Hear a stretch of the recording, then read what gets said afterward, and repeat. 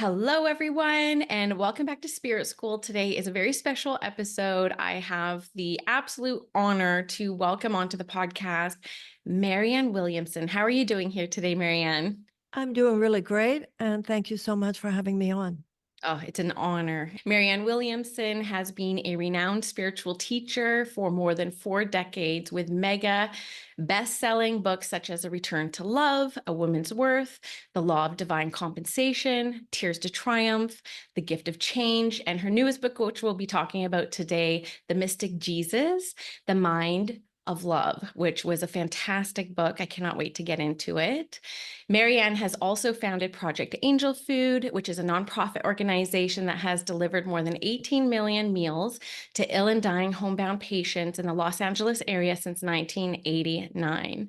The group was created to help people suffering from the ravages of HIV/AIDS. Marianne has also worked throughout her career on poverty, anti-hunger, and racial reconciliation issues.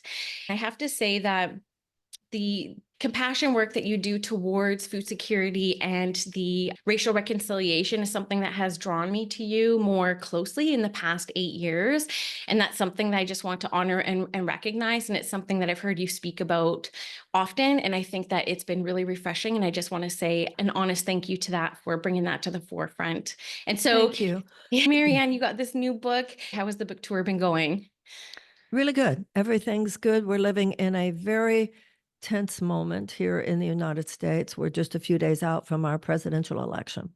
So the energy in the air is agitated, Yeah. but we'll get through this no matter what happens. And we will go forward as a people and do what needs to be done, hopefully, to make sure that our country course corrects in whatever way we need to.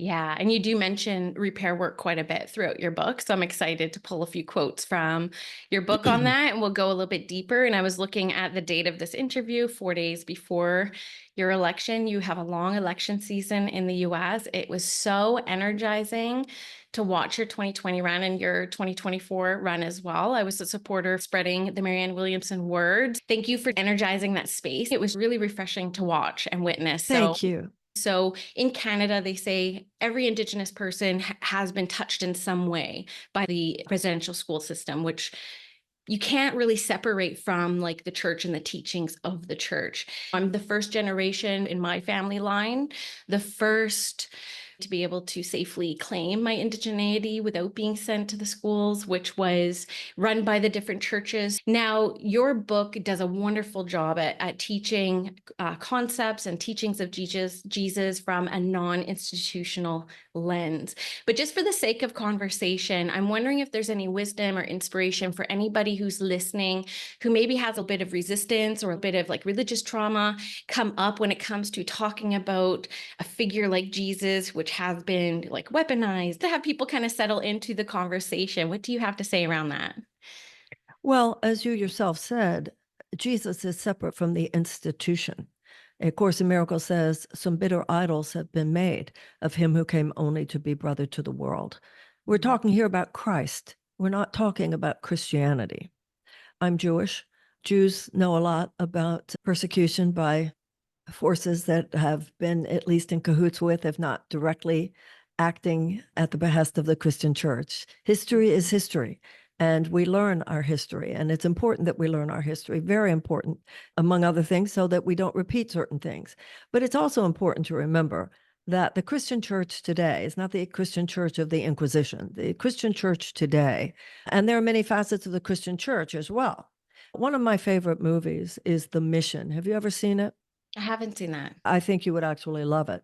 It's Okay. about South America, but it is definitely the worst aspects are portrayed there of what happened when the Christian church colonized, as you've pointed out, certainly worked with the colonization in South America. But even there, and the horrors and the tragedies, absolute tragedies that occurred because of it.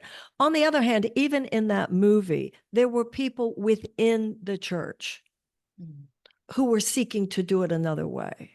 So I think that learning history demands a genuine understanding of history, demands the understanding of the tragic nuances, an understanding of, yes, evils have occurred in the past. But there is something here, not about denying any of that, not about failing to understand any of that, but also knowing that there are many people, even within the Christian religion today, who are anything but that, and who are, in fact, if anything, part of the atonement and part of the amends that many are seeking to make. Now, as far as my book is concerned, it's not even talking about the Christian religion, and that's kind of the point of the book. It's talking about Jesus as a spiritual force alive in consciousness for any of us who embrace, see, recognize, align with it. This is not about the historical figure who lived and died 2,000 years ago. Not that that's not important, not that that's not a valid portal of understanding. There's nothing here in this book to show any disrespect to the ecclesiastic traditions of the Christian church. They've been mixed, as you've made very clear. But this is about a spiritual aspect of consciousness that cannot be monopolized by religion, cannot be monopolized by any institution, and if anything, is the Jesus freed from that institutional box within which so many things have occurred that people not only reject, but just in some cases just don't see as attractive to them. Many people want to know about Christ. They want to know about Jesus. They want to know about the Holy Spirit. They want to know about God, but they don't want the dogma, and they don't want the doctrine, and they don't want to align with ideas that just don't work for them. But that doesn't mean that they meant to throw away the baby with the bathwater. And that's what really my work has always been about. As a student and a teacher of A Course in Miracles, you've got this Christ-centered language, but these terms are used in decidedly non-traditional psychotherapeutic ways. The Course is not a religion. This is not about Jesus as a religious figure. It's about Jesus as a spiritual force of consciousness, not only active on the earth 2,000 years ago, but active within any given moment that we open our hearts to express that which he is. And in that sense, as the Course says, it's not a religion, it's a psychological mind training on the relinquishment of a thought system based on fear and the acceptance instead of a thought system based on love. That's what it's about. It's about the mind of love, as it's written in the subtitle. And the evils of history, the vicissitudes of history, the institutional doctrines, dogmas, that's not what this is about. Yeah. And I completely agree. And you do such a beautiful job of that throughout the book. And I wanted to get that out in the conversation early on, just in case people have any resistances to hey, it. listen, Yeah. at the beginning of the book, I talk about how, I'm a Jew. I looked at this book and went, wait, we read the other book. We don't read this one. So, Yeah. We all have to go, now, what is this? I get it. It's not that. It's this. Yeah. Yes. Yes, yes, yes. I love that. And, my dad got me a copy of A Course in Miracles when I first started developing my mediumship in 2013. I never got through it. Admittedly, it's a beast of a book, but that's what drew me originally to works like yours, is because you really pull the higher teachings and the teachings that resonate with me about this incredible piece of work that has influenced so many people in this generation. And I found it to be so much more accessible through your teaching. When I started doing my mediumship development journey in 2013, my first four mentors in a row had a profound experience with Jesus. And then right after having this profound experience with Jesus, went born again Christian around this deliverance route. You had an experience with Jesus as well, like Christie's, and you have a beautiful story that you share in the book around that. Have you seen that be a common experience for people who have profound experiences with Jesus? And why is it that someone like you has this profound experience and you turn it into something that can help thousands of other people, and then other people have experiences where they end up going down this real fear-based and fear-spreading route? I have never met anybody who, through a journey within A Course in Miracles, then became an evangelical Christian. Maybe they did, but that hasn't been anything I've ever heard from anyone. The Course in Miracles says that this course is for people from all religions and no religions. They are those who have heard the call. So I think people come to the Course in Miracles and feel very comfortable within whatever space they inhabit within a religious context. That I certainly have. I Yeah. remember asking at the beginning, like, what am I supposed to become, to convert to Christianity? And it was like, no, that's not what this is about. If anything, this has deepened my experience of my own religion. Within every religion, great religious system, there is the mystical path. Within Islam, there is Sufism. Within Judaism, there is the Kabbalah. And the Gnostic or mystical path, the trajectory of Christianity has been there from the earliest days of Christendom. One of the things I mention in the book is the wonderful book by Elaine Pagels called The Gnostic Gospels. So, I mean, I assume some people who've read the Course in Miracles either are evangelical Christians or, well, I don't think if they are, because I think evangelical Christians that I have known do see these terms in decidedly different ways. But I've known many progressive Christians, there's and the deconstructionist movement for whom the Course in Miracles is extremely comfortable. Within Christianity, there are so many different, elements and dimensions and so forth. So it never really became an issue for me. I talk about this in the book, is that when I first started doing the course, I was so amazed by some of these terms because I didn't have to unlearn anything. I didn't have to go through any ambivalence based on religious trauma or, I certainly had the issues of an understanding of history and many chapters in the history of pogroms and inquisitions, etc. But it was obvious that's not what this book is about. Yeah. And the Jews never had a problem with Jesus. We had a problem with Christianity. It's a big Yeah. difference. And the same for you, as it's coming from an indigenous place. Once again, that line, bitter idols have been made of him who came only to be brother to the world.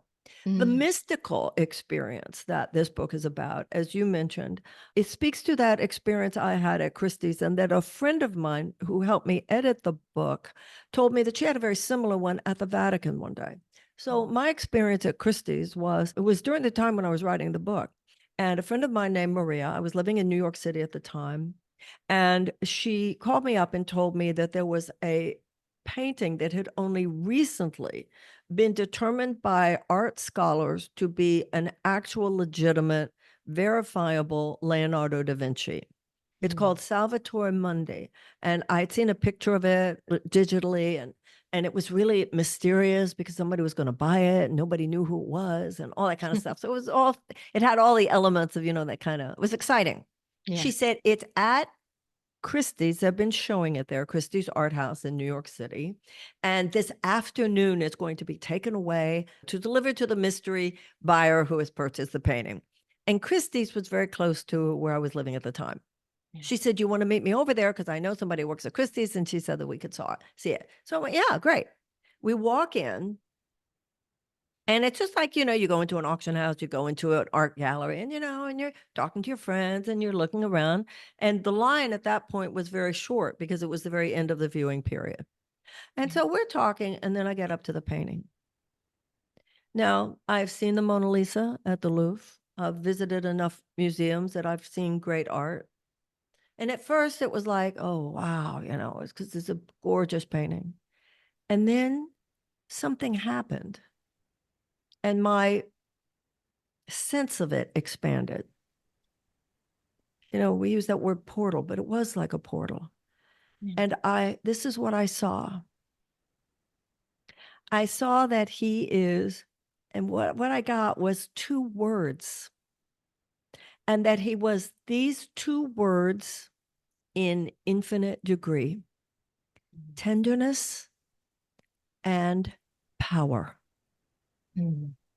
That he is infinite tenderness beyond what you can even imagine. Like if you were to receive 1 billion babies' kisses, and infinite power, the power that holds universes together. And I was just kind of stunned. I don't know if I was there. Was I there for a minute, 3 minutes? I don't really think I was there for 5 minutes, but I don't know. And then I sort of came out of it. And then they were taking the painting away, and I'm back to, just talking to friends and like, what just happened? When I told my friend Andrea of that experience, She said, I had something similar happen to me several years ago. She said at the Vatican. She was at the Vatican in Rome, obviously. She saw a picture of Jesus, and she too was delivered. This has been very interesting for me, Danielle, Mhm. because it's made me wonder, is this what the experience was of people hundreds of years ago when they painted these paintings? Yeah. You know, was this more? That really blew my mind. Anyway, what she saw, though, was different.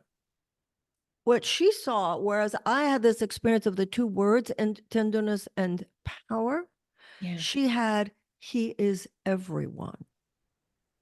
Mm. In the course, an example of the psychotherapeutic difference between the way these words are often seen. Whereas in traditional Christian principle, there is only one begotten Son, means Jesus is the only one. In the Course in Miracles, there's only one begotten Son, means we're all it. There's no place where I stop and you start. We are one. He created us as one. So Yeah. what Andrea saw was, he's everyone, like all the people in the world. Now, the Course in Miracles would say, who have ever lived and whoever will live. But she too was delivered to that kind of portal experience. And that's really what the mystical is about. It's not about theology, it's about experience. Mm.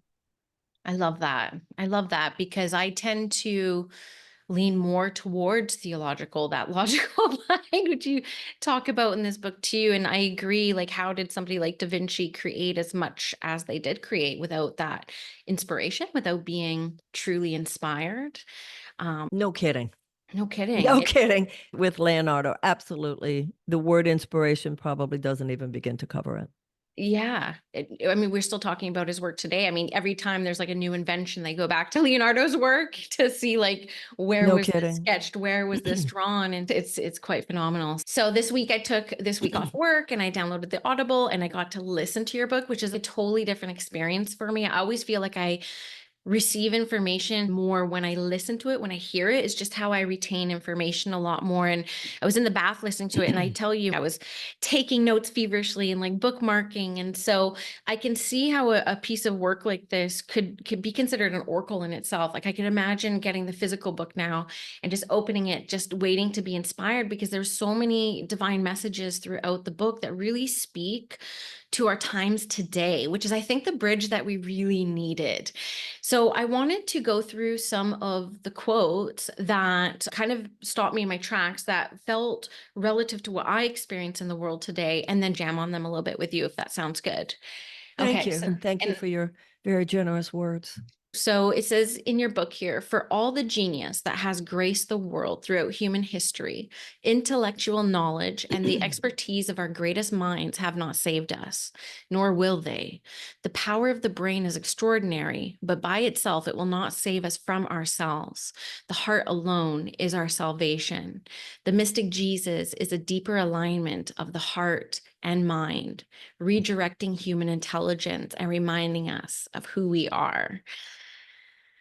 I love that. And I'm curious with this quote, like how you envision like restoring balance to areas where intellect and logic often overshadow that compassion and love-based decision making, especially when we look at the political space which you're immersed in, things like the healthcare space where like logic and intellectualism is like prioritized, but there is a need and space for compassion and unity.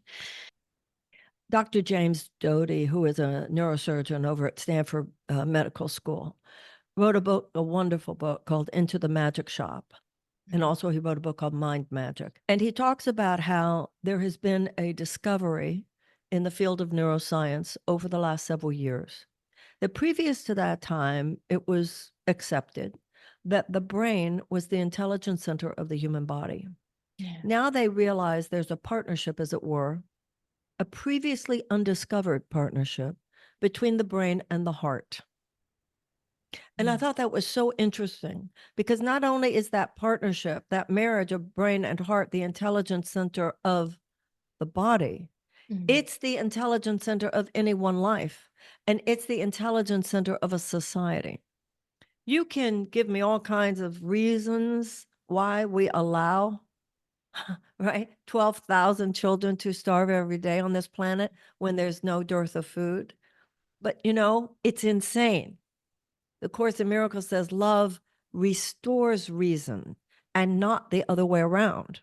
So you Yeah. might give me rational reasons for why those children are not fed, but it is an unreasonable result that comes from that so-called reasoning. It is not reasonable that we are destroying the planet the way we are. It is not reasonable that we are separating ourselves from one another, attacking one another, judging one another, warring against each other the way we are. Love is the ultimate reason. And that is why, as women, I think, we must stand up to those who say that our thinking is somehow less sophisticated. Right. They're the people who know, right? And we're patted on the head as though our wisdom applies to raising small children, perhaps, Yeah. but it does not apply to creating a thriving, much less even a sustainable society. That's why I think that it's important for us as women to know it's not enough only for the external chains that might have bound our grandmothers to be removed. Yeah. Not only the societal chains that have been need to be removed, but the emotional chains that remain in our head. Well, maybe they're not going to burn me at the stake. Maybe they're not going to throw me in a residential school. Maybe they're not going to leave me out of membership in the club. But if I've internalized the misogyny, if I've internalized the oppression, Mhm. then I'm so afraid to speak because I'm afraid I will not be approved of. I'm afraid that if I say, but feeding the children should come first, taking care of the earth should not come first, Yeah. creating peace should come first, that will be considered, well, she just doesn't have the appropriate intellectual understanding. And that's why that whole aspect of feminism is so important, that we must not only stand our ground, but stand for every sister who does the same. That's why I so appreciate things that you've said to me since we got on today about the support that you gave me during my political campaign. We're living at a time when enough people have a sense, and I think that this is true around the world. Enough people get this is gone. We've gone haywire. Yeah. We've gone haywire, and we are headed for the iceberg. It could be biomedical, it could be weather catastrophe, it could be nuclear. Yeah. We've got to turn this thing around. But we not only need to know that, you can't just know it and then grieve it and spiral down in depression and pain over it. Yeah. You have to say, no, I'm going to say what needs to be said, which by definition will not be appreciated by the status quo that created this horror. Not only Mhm. will I say it, but I will stand with those who are saying it as well. Yeah.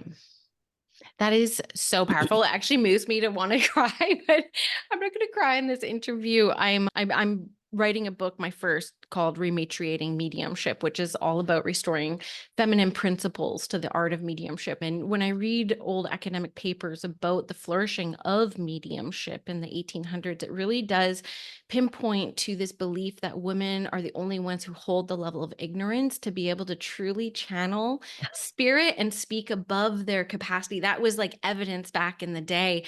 And I feel like we're still kind of like living in this framework of mediumship that has like those old principles seeped into it. And I'm trying to write a book right now about why can't we nurture ourselves into confidence and development? Like, why can't we hold space in a more nurturing a way with other mediums and other people who are peers, instead of this individualism that has been really driven up until now. And so this speaks a lot to me because it's like part of my mission in the next phase of my own career. It just speaks to me so, so deeply. Going back to the heart, we would call this the heart mind.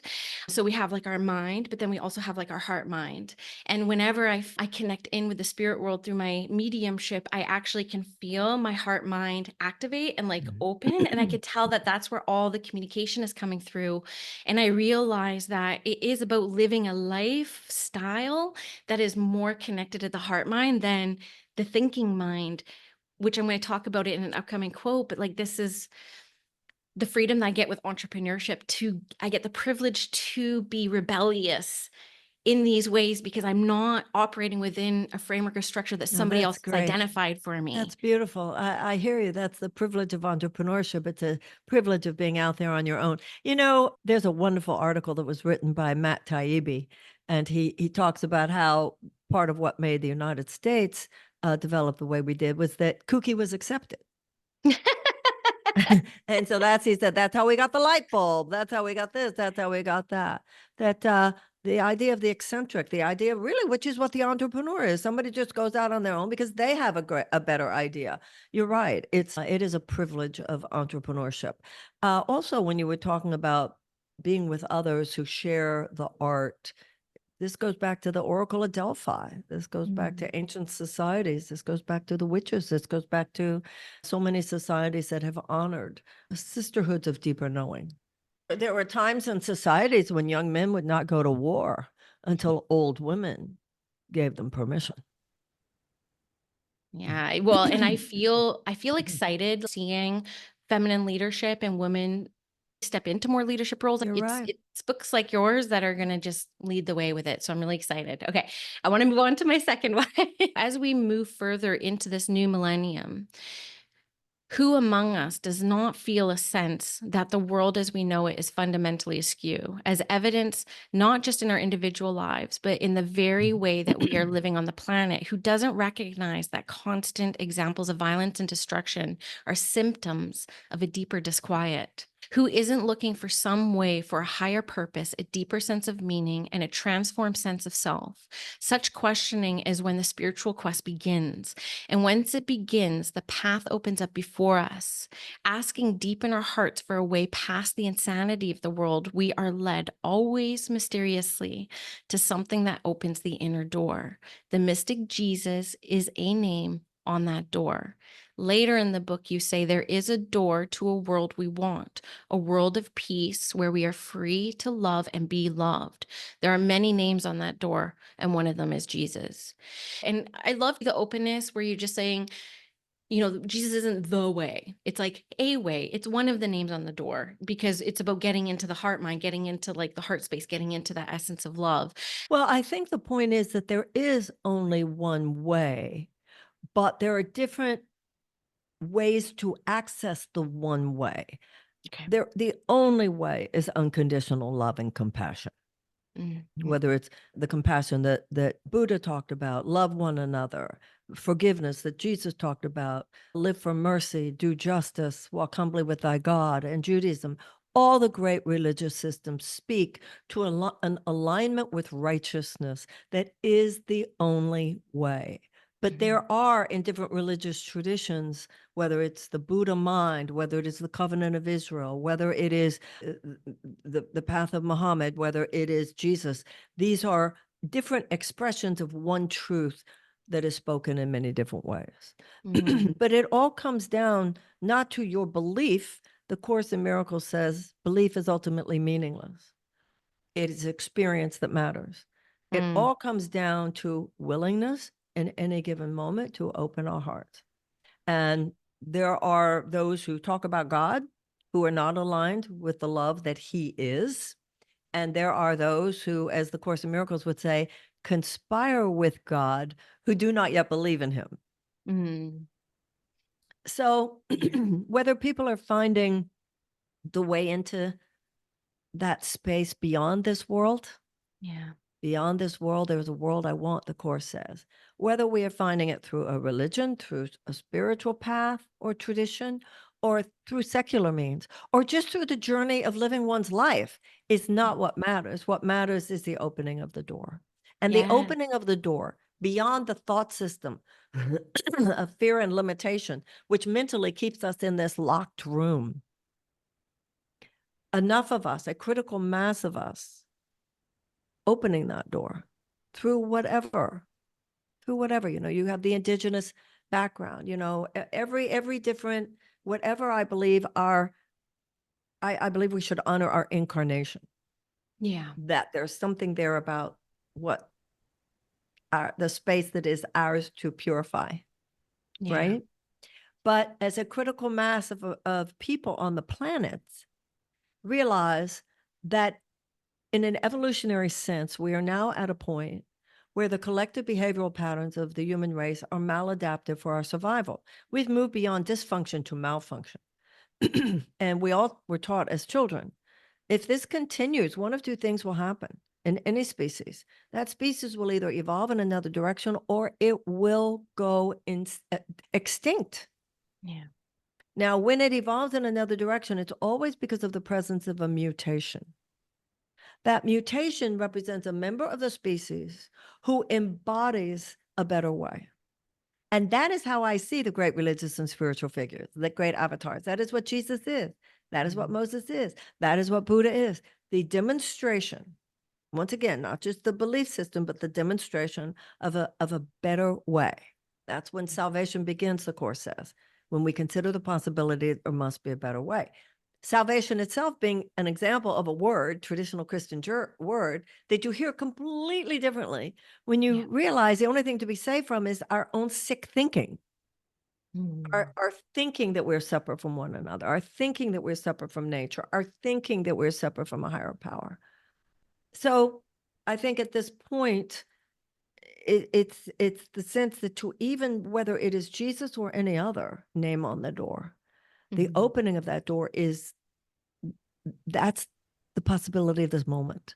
That is the possibility that leads us beyond the trajectory that is exceedingly perilous should we not find a better way. The Secretary of General of the United Nations says we are on an unsustainable path. And I think there's something so profound. You know, you're talking about an indigenous woman, my being a Jewish woman. I think that there's this very profound way that we are feeling a kind of cellular knowing and wisdom of our ancestors. Yeah. Right? What is the ancient wisdom that the tribe, the cellular tribe, the genetic tribe that we are part of represents? Because all hands on deck right now. What did your ancestors say that could be helpful? What did your ancestors say that could be helpful? What did your ancestors experience that is part of what we need to understand? Yeah. This is not none of this should be seen as rivalry or conflict. It should be seen as a plethora of sources of wisdom. Yeah.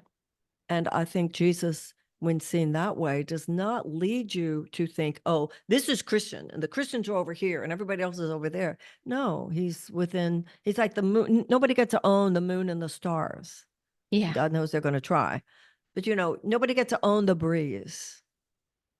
This is an aspect of nature, and it's an aspect of our nature. No one gets to own it.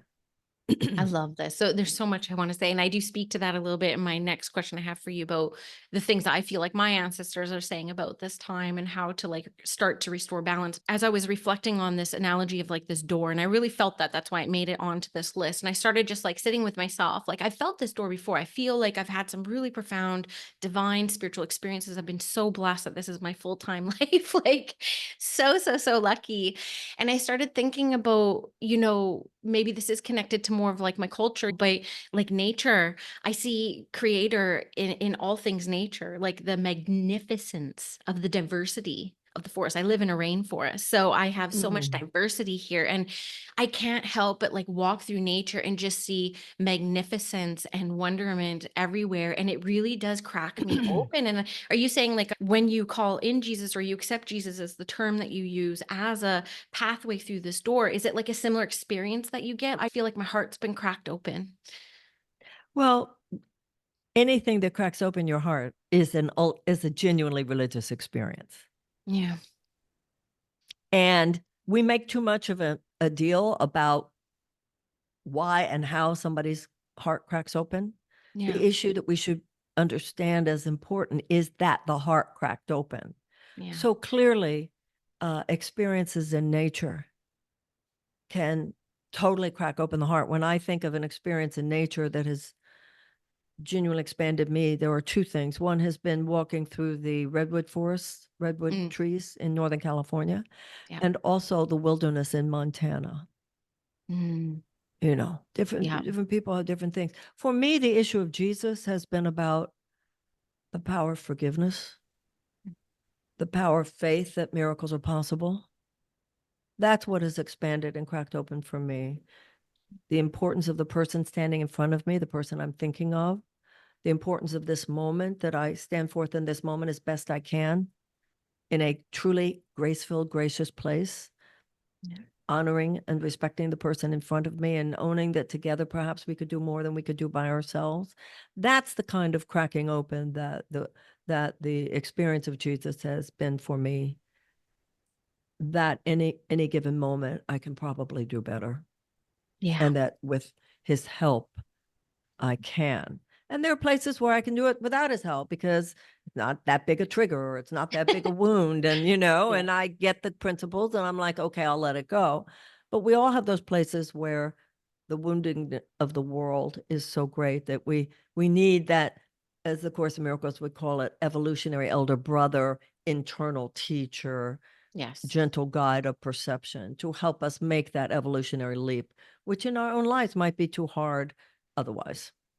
Very great point. The second thing that I was reflecting that cracks open my heart, and it ties into another quote that you have in the book. And I was thinking about this and I was like, I wonder why it does that. And then I read this quote in your book. I'm like, that's probably why. But the second thing that cracks my heart open is when I sit to serve, like I sit to serve in a mediumship capacity, whether it's serving the spirit world or whether it's serving the person in front of me. And you write in your book, we can only see God's love when we are willing to express it. And I think that resonated with me so much. Yeah. When I first started the Course in Miracles, the image I've used is I felt like I had been for years trying to climb up the steps of a huge cathedral. And my elbows were bloody and my knees were bloody. And I kept trying and I kept trying and I kept trying. And I would get to the top. There were these big wooden doors.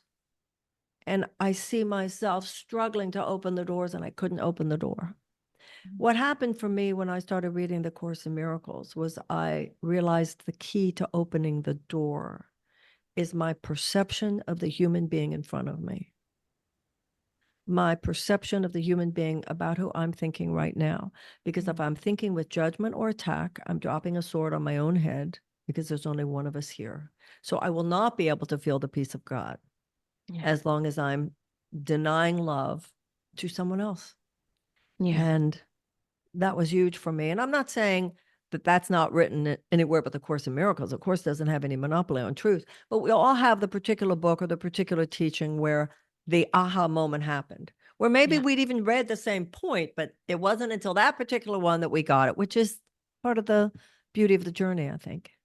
Yeah. And that's the beauty about books like yours. And I know that this is going to be a book that I'll revisit time and time again because we'll only get to experience what is in our awareness at the time. And if we read it a year from now, we'll be in a completely different state of awareness. We'll hear completely different things at that time. That's even true if you wrote the book. Book. Yeah, I'm teaching a class on return to love, and so I had to reread it. Well, that book was published in 1992. Oh yeah. I can imagine I'm too self-critical. Like to read I hear you. That's why I don't usually read certain things, and I don't usually listen to my own tapes and so forth. I felt that 100%. that's actually got there are very serious implications there as well, because I've come to understand that in certain situations, I didn't take myself seriously enough. I didn't honor myself enough. And when I look back, I go, the girl in that video deserved more from this girl. Mm, I deserved more from me. yeah. And when attacks came and criticism came, I deserved more support from me. But I see that now looking at the videos from, listen, we all have our human stuff that we're going through.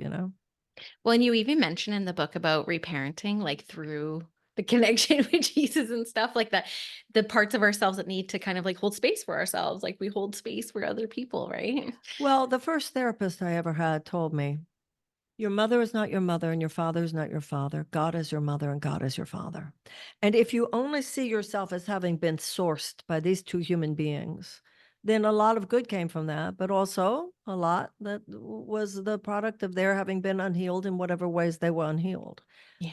If you see yourself spiritually as sourced by God, the Course in Miracles says enlightenment is a shift in self perception from body identification to spirit identification, from Mm. self with a small s to self with a big S.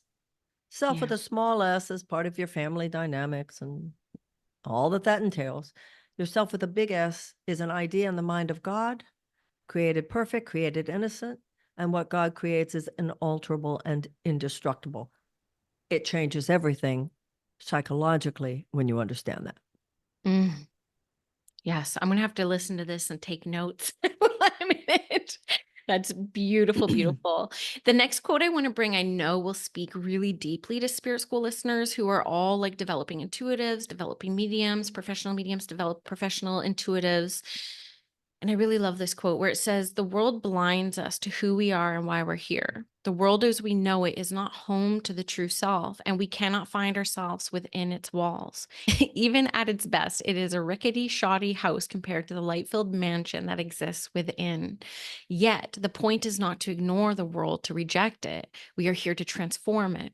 Our purpose is to become the light that casts out the darkness, to be the harbingers of the different world by becoming different people. The more we understand the deep meaning of events, the more powerful we are at transforming them. The deeper meaning of any situation is a universal longing for love. All of us long for it. All of us are looking for it. The miracle occurs when we realize that we ourselves are here to provide it. We can see God's love only when we are willing to express it." Beautiful quote, because I'm sure everyone who comes to you is like, what's my purpose? What's my purpose? Purpose is like such a key topic in our generation, but you also really capture a sense of spiritual melancholy. I find a lot of people experience when they find the path and then they feel like, I don't belong here. And then I find people try to transcend above the human experience when being human is so deeply spiritual. So what say you? Yeah, the Course in Miracles says this world does not have deep enough roots to sustain you. You Mm, simply cannot feel totally comfortable in your body if you think that the world of the body is all there is. You can accumulate, you can achieve, you can do all kinds of things, but the ultimate high that we seek is not to be found in anything that the world as we know it can provide. Now, as you said, some people then say, all right, I will try to rise above it, but in a sense, not of transcendence, more of denial. The sense mm. of I'm just going to deny it, deny it, deny it, Yeah. which is not the point. Your point is to miraculously transform it. I use the image in the book of the fairy godmother and Cinderella. The fairy Mhm. godmother represents the Holy Spirit, which is a representation of Jesus. Jesus is the Holy Spirit is Jesus because they have become as one. The fairy godmother has a wand, just like Moses had a rod, just like all the old wizards had wands. And the wand is our vertical consciousness. The wand is filled with light in the fairy godmother. The Course in Miracles defines light as understanding. Now, what's really interesting is Cinderella has been treated horribly and has been denied access to the ball. That's the experience of most people. I've been treated horribly and they won't let me. There's a party going on and I don't get to be part of it. Right. And it's really bad because I think my guy is there. Right. That's everybody. Right. Yeah. So the fairy godmother knows that in order to go to the party, Cinderella needs a coach to get her there, coachman to drive the coach, and a dress to wear. So the fairy godmother does not order from a store a better dress. She does not call an Uber. Her wand touches the pumpkin and the pumpkin transforms. Her Mm. wand touches the mice and the mice become coachmen. Her wand touches Cinderella's rags and they become a beautiful ball gown. In other words, it's the same life you're living now. Don't try to deny the life you're living now. Seek to rethink it. Yes. That's the fairy godmother's wand. Throw light on it, understand it differently. See Yeah. that everything's happening is love reaching out to love. That's all that's happening.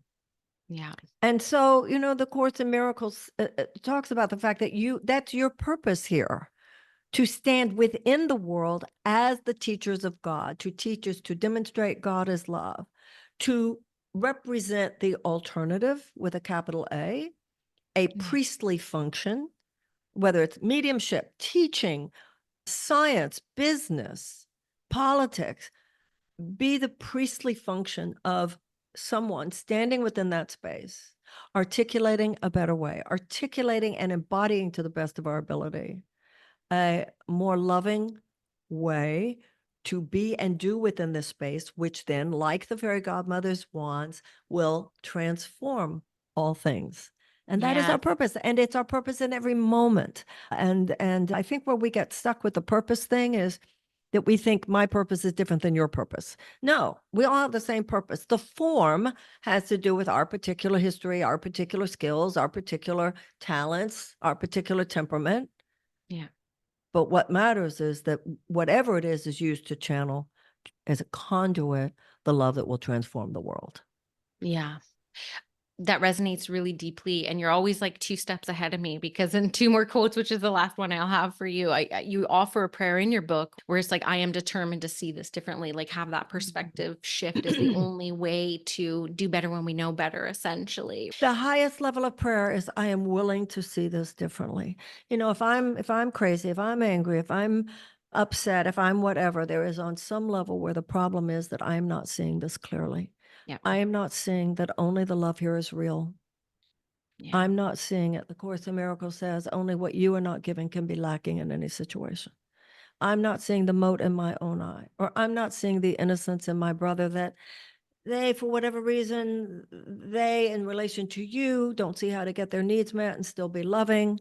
It's all just this nightmare we're caught in. See beyond perception to the Yeah. knowledge of your heart.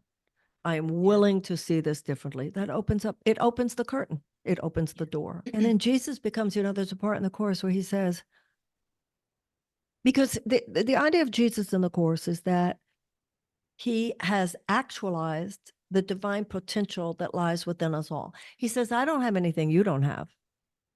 The only difference between us is I don't have anything else. I am in a state which is only potential in you. Cool. So he says, if you can't get over that rock, put out your hand as would a child looking for the guidance of an elder brother, and I will take you across the rocks. And then he says in a line that I think is so chilling, he says, I assure you, this is no idle fantasy. Powerful. The book will be there, the lyric will be there, the podcast will be there, the movie will be there, the teacher will be there, the comment made by somebody who doesn't even know you will be there, the experience will be there, the insight and meditation will be there. It'll be there. Yeah. And prayer is the medium of miracles. I will say that prayer for me is really powerful, and I consider every time I speak to the spirit world to be a prayer of sorts. I had an experience this past June where I was like attacked about something, and my initial response was to like attack back. And I could see my spiritual maturity in action because I actually just took a second to just like tune into my heart and just say a prayer of, is there space for compassion here? And that was my prayer. Is there space for compassion here? Which I know is like one of the biggest messages of Jesus as well. And I was able to respond within seconds a way that was much more in alignment with my integrity and like the true intentions of my heart, because I just took a second to pray. If only a few words. So when I read books like these are the things that really stick out to me, are the things I will take away, are these like simple prayers that I know can alchemize a situation like this, which is what you speak to really well with the analogy of like the fairy godmother and the wands. Mine's a feather, but True. It's absolutely true. And taking that moment, what the Course calls the holy instant, let him in. Whatever your process, whether it's Jesus or any other, go back to your heart. Gather your forces. Align your heart and mind, and then you'll know what to say, and you'll be the person you need to be when you say it or do the thing that you're led to do, and it will miraculously transform the situation. yeah. And that's another quote that you had, which is there is more power. Okay. So there is more power in practicing who we want to be than constantly analyzing why we're not already. I just love that quote. And I loved that kind of embodies how I felt about it. It's like I had a moment to like practice like who I actually wanted to be in that moment instead of like reacting from like the projection self, ego Absolutely. self. I think so much of traditional psychotherapy has done us such a disservice. You can't get to the light by overanalyzing the darkness. You Thank get you. to the light by turning on the light. It doesn't matter why you are the way you are. It's how you got that characteristic. The issue is it's yours now and you're responsible for it. George Eliot has that famous quote, it's never too late to be who you might have become. And it's like it's micro decisions. It's like everyone thinks it has to be Yes, so profound. It has to be planned and like, that's right. grandiose. And it's like the most simple engagement with everyday people. I love your term micro decisions. It's so true. It's moment by moment. You could like have just a raised eyebrow that makes somebody feel disrespected. And that will create a trajectory in the relationship different than it might have been if they just seen on your face love and understanding. Yeah. I've seen Facts. that in my life, right? Yeah. Okay, so one more for you. I know this will speak a lot to the spirit school listeners. It speaks to the day of modern times. It speaks to things that my ancestors have talked to me about. So the quote is, in today's world, things are moving at an unnaturally quick pace. While it isn't very long ago that our ancestors lived in according to the rising and the setting of the sun, today's social media environment seems to have quickened time itself.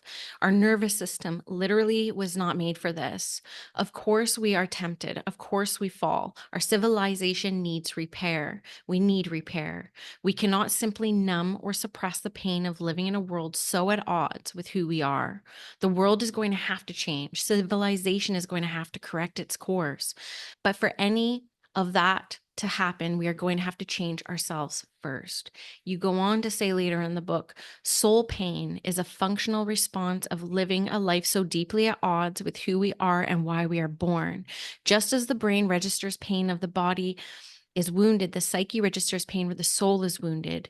And just as you can't treat bodily pain by simply numbing it, you can't treat psychic pain by simply numbing it either. Ooh, this is really big sometimes, no matter how awakened I am, no matter how spiritual I am, no matter how much I'm seen as a leader in my micro space, I still numb sometimes. Well, welcome to the human race. That's true of all of us. That's why we're all being reminded, was that healthy food? Did you walk around today? Did you do exercise? Did you get sunlight? Did you meditate? I mean, I think that so much of this on the level of lifestyle is understood by so many now. Put down the tablet. Don't spend so much time on it. All those things, and living a healthier life and a healthier lifestyle. I think we all know that. But also in terms of what you were just saying, in terms of your own life, we also have to have mercy on ourselves and give ourselves a break and allow for our humanness. And it's okay. All right, you didn't meditate today, or okay, you had a candy bar. Or, okay, you know what I'm saying? Now on the point about soul pain, I think there's obviously a lot of stress, a lot of anxiety, a lot of depression. But sometimes being upset is a functional response, not a dysfunctional response. If the brain doesn't register pain when you have a broken leg, you wouldn't know to reset your leg. Yeah. Yeah. If the psyche didn't have heartbreak and pain, you wouldn't know to reset the thinking that is producing all this insanity. Yeah. You know, there are these matriarchal Black women in Detroit, Michigan, who sort of mentored me in many ways. Used to say, there's a disturbance in my heart. There's a disturbance in my heart. You listen to that. Sometimes if your friends say, oh, don't feel bad. No, only a sociopath doesn't feel bad. Only, no. You need to ask yourself, why am I upset? I'm upset because the world is not as it should be. And this is not something to just numb myself. They say women, 1 in 4 American women are clinically depressed. Yeah, because we know on some deep level, something's really wrong here. That's not something, and then the system would say there's something wrong with you. No, there's nothing wrong with me. There's something wrong with you that you think there's something wrong with me. What's right about me is I'm saying not only that something is wrong here, but that it is an intolerable situation. It is harming children. It is harming the earth. It is harming living things. It is unsustainable, and we are going to change it. Then they will call that anger, and we call that moral outrage. These are the things you were talking about, reclaiming language, reclaiming, no, no, no, no, no, the entire conversation. And the fact that we should be, I've been saying for years to my audiences, given the state of the world, if you're not depressed, what's wrong with you? Yeah. I agree. And, one thing I find in the spiritual space, well, because I am up on politics, I am up on world events. It's part of my own spiritual practice to stay on top of this stuff because I'm holding space for a lot of people. I need to know what I'm holding space for. I think it's a moral responsibility to be aware of what's happening, or else how do we know how to envision like a bigger or brighter future or more light-filled future? One of the things that we talked about earlier was, what our ancestors and influencing us on and inspiring us on. And reading this, it really made me think about how, like, I built this big ass physical school on like the ocean. It's beautiful. It's world class. It was so hard. I got so burnt out right after I built it. I was like, wow, this is like a lot of work. And I felt societal pressure to do more, to run more classes, to work evenings, to work weekends. And I have two little kids at home. So I usually just typically work during school hours. That's one of my professional boundaries.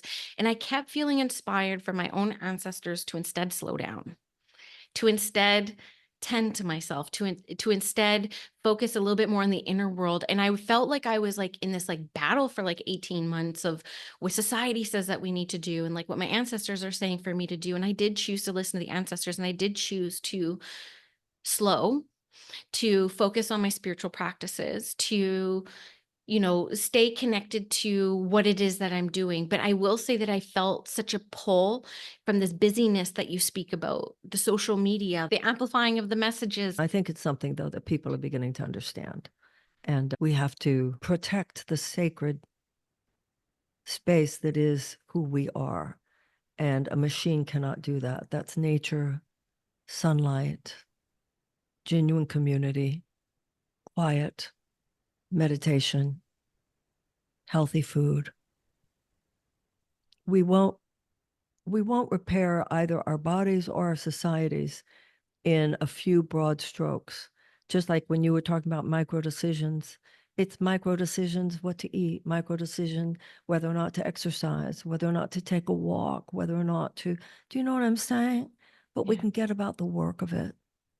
And I think that we have swayed in so many ways. But when you talk about yourself and your own background, I think the zeitgeist of this moment is people who have seen such miraculous transformations in our own lives. We're not perfect yet, but we're a hell of a lot better than we used to be. And now we are ready to take on the collective work going forward of healing the larger society in which we live and the larger Yeah. civilization, and beginning to realize at a whole new level the urgency of the task and how very much is at stake. Yeah. Yeah. Well, this is where I was wondering about your perspective on entrepreneurs, because when I listen to this, I feel like as an entrepreneur, I have more freedom than a lot of other people who are in different systems to experiment with a different way of being, which is something that I felt kind of like responsible about, but like also interested in. I'm like, can I be successful choosing family and spending time with the kids over, hustling and making this work? And that's been a big experiment and a big pull, but it was in the name of love and preservation and sustainability, which I think is overall an underlining message of your whole book. People had already, even before COVID, been realizing that too many of us were in these corporate boxes, Yeah. that we had to show up at work at a certain time, leave a certain time. Whether or not we had time for community, for our families, for our children seemed secondary to whether or not we were clocking in a way that served stockholders, et cetera. So there was already a sense that something is terrible, actually. Then COVID came, and a lot of people realized, well, actually, I could work from home. Hmm. And so a lot started to change, I think, then. Now people are processing these changes because, like you said, if you do say, I'm not going to work for the man, I'm going to be an entrepreneur, you're also taking on all the risk. Yeah, it's a lot. You're also taking on all the risks. So, that doesn't mean you can afford to then not work as hard. No, I know. And then so you're going to be the one determining what your hours are. You're going to be the one determining. And I honor you. I raised a daughter, and I made the mistake of thinking when my daughter was a little girl, I remember making the mistake of thinking, Well, as long as she's in the room with me. It's okay if I work those hours, as long as she's in the room with me. And I came to realize, no, if she doesn't have my full emotional attention, Yeah. as long as I'm on the phone or as long as I'm on the computer, then it's not, even though, I mean, I actually heard my daughter say when she was a little girl, I miss my mommy even when she's here. Oh, yes. So these are the things that we're having to, work through. It's not easy, It's not. but this is the good work, the It work we is. have to do. I feel like this is a really important message for me to hear too, because my kids are 8 and Mhm. 10, and I'm kind of the same. I'm here, I'm with them all the time, but I'm not fully present. And I think that there's some resentment for spiritual parents who are just like, I want time to be spiritual, but kids don't have boundaries. And when am I going to have time? I mean, you hit that in your book too. You talk about the miracle of mornings, and you got to make space for what voice do you want to carry you through the day? What voice do you want to be the guiding force throughout your day? And I really felt that. I absolutely felt that. So thank you for being vulnerable about that and being honest about that. There's a lot of parents that listen to my podcast, and I think that this will be a good wake-up call for all of us. Thank you. And this is, I think, particularly something a lot of women are working through. But it's at least we're attending to the right questions, and at least we're tending to the wound, and we're trying to figure it out. And I watch my daughter. I think a lot of what I mentioned to you, certain mistakes I made as a mother, I don't think she's going to make. Yeah. That's how we progress. That's how we progress. Then I get to try to get it right as a grandmother. I mean, Yeah, my parents got a total do-over with my kids. Exactly, exactly, exactly. Life will always give us, and that's part of the miracle, life will always give you an opportunity to begin again if you atone for your errors and seek to forgive others for theirs. Yeah. Marianne Williamson, this has been a highlight of my life, to be honest Thank with you. you, and a highlight of my career. And your book, as you mentioned, throughout the book, light is the answer. And your book really does bring a lot of light to the world. So I highly encourage my Spirit School listeners to go pick it up. The Mystic Jesus, I will have links to Canadian and US ways of purchasing this in the comments. Do you have any final words for the Spirit School listeners, Marianne? No, yeah, just that I think you're great. And I was honored to be with you. I appreciate your having me. And it was a really cool conversation. I wish you the very, very best. Thank you. I hope our paths cross again, but if not, you can Oh, I hope assure so. I am supporting and Thank you. watching. Thank you. Thank you so, so much.